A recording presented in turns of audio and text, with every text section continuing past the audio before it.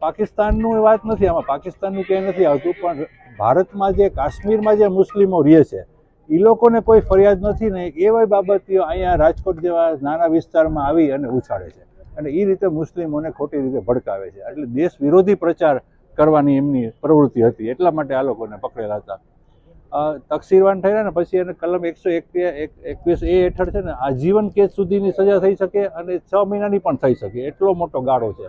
કારણ કે કયા પ્રકૃતિમાં કયા પ્રકારનો કુપ્રચાર કરે છે એ બધું ધ્યાનમાં લઈને કોર્ટે નક્કી કરવાનું હોય છે.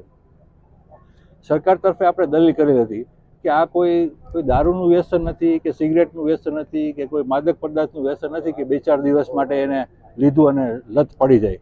જે માણસ પિસ્તલ અને કારતીસ લઈને પોતાની બેગમાં લઈને જતા હોય, રાહતે હિદાયત નામની આવી પ્રવૃત્તિઓ કરતા હોય, મુસ્લિમોને ભડકાવતા હોય, એને ઘણા મહિનાઓથી આ પ્રકારની ટ્રેનિંગ મળેલી હોય.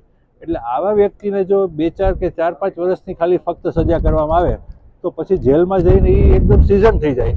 અને જે મોટા મોટા ત્રાસવાદી સંગઠનો છે એ આવા જ વ્યક્તિઓને ગોતતા હોય છે કે જે ચુસ્ત મુસ્લિમ સમાજમાં રહેતા હોય. એટલે એટલા માટે થઈને આને આજીવન કેદની સજા કરવાવી જોઈએ. અને આપણી દલીલો બધી માન્ય રાખી અને IB પઠાણ સાહેબ છે અધિક સેશન જજ, એમને ત્રણેયને અંતિમ શ્વાસ સુધી આજીવન કેદની સજા, સખ્ત કેદની સજા ભોગવવાનો હુકમ કરેલ છે. ઓકે.